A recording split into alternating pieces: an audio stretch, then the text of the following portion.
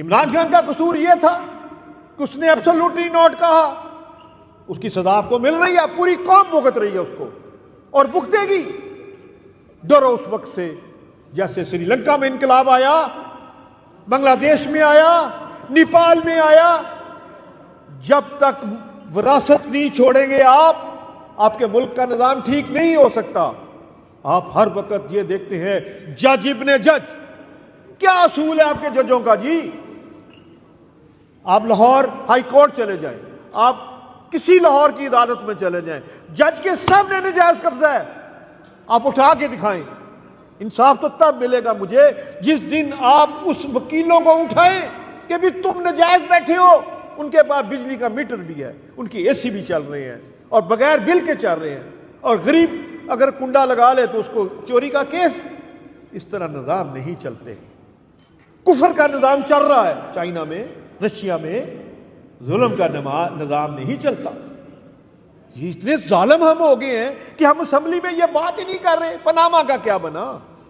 یہ تو بتائیں پاناما کا کیا بنا، یہ بتائیں $300 ارب یہاں سے چلا گیا اس کا کیا بنا۔ $4 ارب بھٹو صاحب کی حکومت میں، بھٹو صاحب کے ہوتے ہوئے گیا تھا اس ملک سے، جس کا پن کوڈ نصرت بھٹو کے پاس تھا، وہ مر گئی، چلی گئی دنیا سے، وہ $4 ارب مسلمانوں کو نہیں ملا۔ اور دیکھ لیں جی آپ کے سامنے جس نے قوم سے زیادتی کی ہے، آپ لے لیں شہنشاہ ایران کو مرنے کے لیے جگہ نہیں ملی، صدام حسین کو لے لیں کیا رزلٹ نکلا اس کا، قذافی کو لے لیں کیا رزلٹ نکلا اس کا۔ جس بندے نے مٹی سے وفا نہیں کی وہ ظالم ہی ہے۔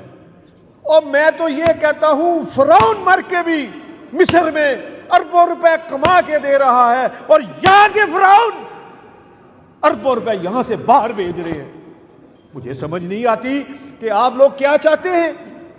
جس دن تک غریب کا چولہا نہیں چلے گا، بجٹ تو اسی دن آ جاتا ہے جس دن غریب کے گھر بجلی کا بل آتا ہے، جس دن وہ اپنے بچوں کو ایک ٹائم کی روٹی پہ لے کے آتا ہے۔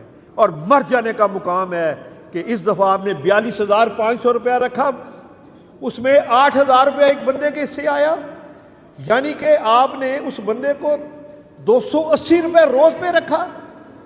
280 روپے روز پہ مجھے یہ بتائیں کیا کسی صدر کا، کیا کسی غریب آدمی کا 280 روپے روز پہ نظام چل سکتا ہے؟ امپاسبل بات ہے۔ خدا کے لیے ان کو یہ کریں، حکمرانوں کو ایک ہفتے کے لیے جیل میں بھیجیں، ان سے پوچھیں کہ 280 روپے کی روٹی تو جیل میں نہیں آتی، اس سے مہنگا کاسٹ ہے، جیل کا بجٹ نکال کے دیکھ لیں۔ نہ کریں شرمندہ قوم کو، کٹھے ہو جائیں، نہ انا کا مسئلہ بنائیں۔ صلح حدیبیہ کیوں ہوئی سی جی؟ اسی لیے ہوئی تھی کہ مسلمان انسانیت کو فروغ ملے۔ ہم ضد کر لیتے ہیں کہ تو غلط، تو شیعہ، تو سنی، میں وہابی، تو بریلوی۔ ہم ایک مسجد میں نماز نہیں پڑھ سکتے اور ہم اسمبلی کی باتیں کرتے ہیں۔ بہرحال دیکھیں جی فواد صاحب کا حکم ہے کہ بس کریں۔ بہرحال thank you very much all of you جی، مجھے برداشت کیا آپ نے، تھینک یو ویری مچ۔